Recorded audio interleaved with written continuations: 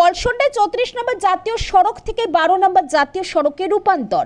নতুন যুগের সূচনা। মুর্শিদাবাদ জেলার পলসন্ডা এলাকায় 34 নম্বর জাতীয় সড়কটি পরিবর্তন করে 12 নম্বর জাতীয় সড়ক নির্মাণের উদ্যোগটি স্থানীয় জনগণের জন্য এক নতুন আশা নিয়ে এসেছে। এই পরিবর্তনটি শুধুমাত্র যোগাযোগ ব্যবস্থার উন্নতি করবে না, বরং এলাকার সামাজিক ও অর্থনৈতিক উন্নয়নেও গুরুত্বপূর্ণ ভূমিকা রাখবে।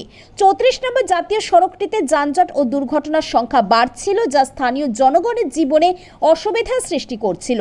নতুন 12 নম্বর জাতীয় সড়কটি নির্মাণের ফলে সড়কটির প্রশস্ততা এবং নিরাপত্তা বৃদ্ধি পাবে, ফলে জনগণের নির্বিঘ্নে চলাচল করতে সুবিধা হবে।